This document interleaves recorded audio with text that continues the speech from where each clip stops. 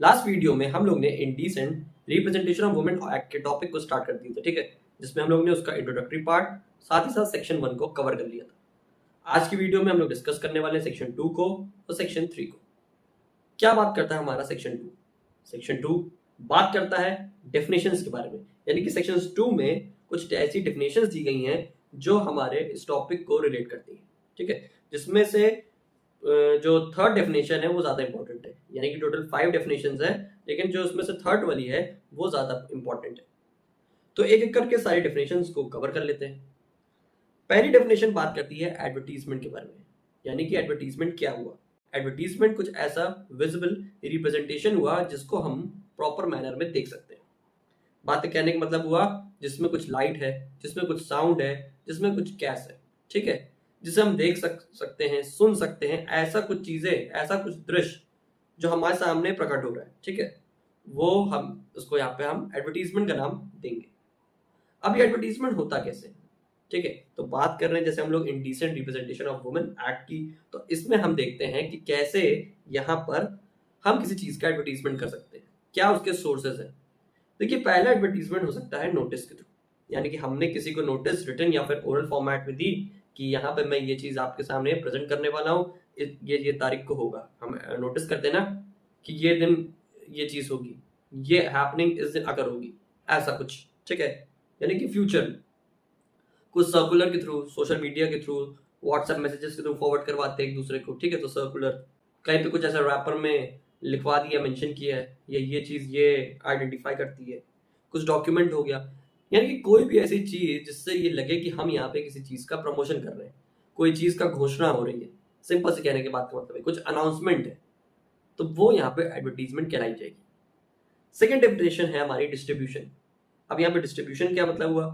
Distribution यानी कि एक तरीके से हम यहाँ पे चीजों को शेयर कर रहे हैं, यानी कि एक पर्सन दूसरी पर्सन को दिखा रहा है, कुछ भी एप्रोप्रिएट ऑब्जेक्ट हो सकता है, कोई भी एप्रोप्रिएट इमेज, वीडियो, एनीथिंग, ठीक है, जो कि इंडिसेंट है। कोई बुक है पब्लिश हुई, एक जगह से दूसरी जगह फॉरवर्ड हुई, ठीक है, ऐसे कुछ सिचुएशन हुई, तो यानी कि ये चीज हम आगे बांट रहे हैं। एक सैंपल का, एक बुक पब्लिश हुई, उसके कई कॉपीज निकलती हैं, वो सारी एक एक कॉपीज सैंपल है जिसको हम लोग आगे डिस्ट्रीब्यूट कर रहे हैं। ये हो गया हमारी डिस्ट्रीब्यूशन की मीनिंग। अच्छा, जो मैं बता रहा था आपको, जो थर्ड डेफिनेशन है वो इंपॉर्टेंट है, जो बात करती है इंडिसेंट रिप्रेजेंटेशन ऑफ वुमेन। इसकी मीनिंग का मतलब हम पढ़ा जाए अगर, तो देखा इसमें ये जा रहा है कि description in any manner of figure of women, her form, body and any part which is indecent. कोई वुमेन का ऐसा पर्टिकुलर कोई ऐसी बॉडी का कुछ स्पेसिफिक फॉर्म हो गया, कोई ऐसी चीज होगी जो कि दूर से देखने में ऑब्सीन लग रही है, डेरोगेटरी है, ठीक है, साथ ही साथ वो किसी अप्रोप्रिएट मॉरल टर्पिट्यूड को खराब कर रही है, ठीक है, कहने का मतलब है, या वो पब्लिक मोरालिटी के अकॉर्डिंग सही नहीं है, ठीक है, वो मिसलीड कर रही है कुछ चीजों को, ठीक है, या वो करप्ट कर रही है किसी के माइंड को। ऐसी कुछ चीजें अगर हम बॉडी में वुमेन के हम प्रेजेंट करते हैं, तो वो यहाँ पे माना जाएगा कि हम यहाँ पे वुमेन का रिप्रेजेंटेशन इन डिसेंट मैनर में कर रहे हैं, ठीक है। इतनी यहाँ पे इसकी मीनिंग सिंपली हमें समझाई जा रही है। फोर्थ मीनिंग यहाँ पे बात करता है लेबल के बारे में। अब ये लेबल क्या होता है? लेबल बेसिकली एक तरीके से आप कह लीजिए आइडेंटिफिकेशन मार्क हो गया, लोगो हो गया, ठीक है, किसी स्पेसिफिक चीज जो आइडेंटिफाई कर रही है, जो एफिक्स्ड है, स्टैम्प्ड है, प्रिंटेड है, या कुछ ग्राफिक मैटर में हो गया, कोई चीज है, ठीक है। अब यहाँ पे मेरे टी शर्ट में एक लोगो बना है, ठीक है, अब ये लोगो कुछ स्पेसिफिक चीज को आइडेंटिफाई कर रहा होगा, नॉर्मल सी बात है। तो ऐसी कुछ लेबलिंग जो, जैसे मान लीजिए कोई बुक ऑब्सीन बुक है, किसी राइटर ने लिखी, उस ऑथर का क्या नाम है कि यहाँ पे प्रेजेंट हो गया, बुक के साइड में दिया रहता है, तो वो यहाँ पे लेबलिंग होती है, यानी कि यहाँ पे हम आइडेंटिफिकेशन कि ये चीज इसकी है, इसके नाम पे, इसको हम कहते हैं लेबलिंग।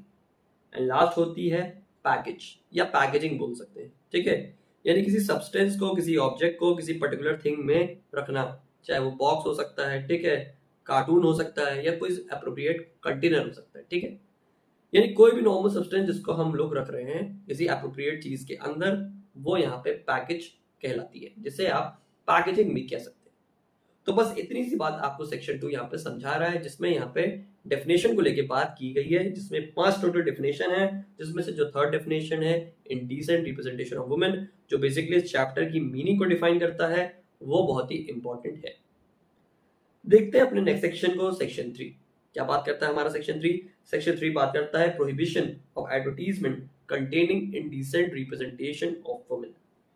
क्या बात है, मतलब इस बात का क्या मतलब हुआ? इसमें ये बताया जा रहा है कि कोई भी पर्सन पब्लिश करता है, अरेंज करता है या पार्ट लेता है किसी एप्रोप्रिएट एग्जीबिशन में, जहां पे हो क्या रहा है, यहाँ पे ये हो रहा है कि हम यहाँ पे वुमेन को रिप्रेजेंट कर रहे हैं इंडिसेंट मैनर में। ठीक है, कैसे हो रहा है यहाँ पे?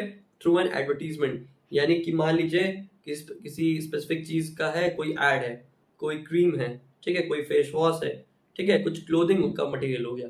अब क्लोथिंग कुछ इस टाइप की है जो कि देखने में इनएप्रोप्रिएट लग रही है, उसका एड है, उसका बैनर लगा हुआ है रोड में, उस पे लोगों की नजर जा रही है, वो बहुत ही खराब इम्पैक्ट क्रिएट कर रही है सोसाइटी में।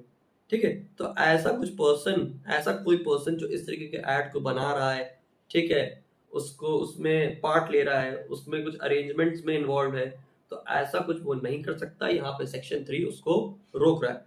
तभी देखिए यहाँ पे स्टार्टिंग में बात लिखी हुई है प्रोहिबिशन ऑफ एडवर्टीजमेंट।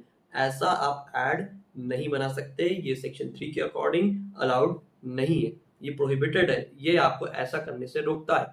यानी कि बेसिकली हमारा जो सेक्शन 3 है ये प्रोहिबिटरी प्रोविजन है।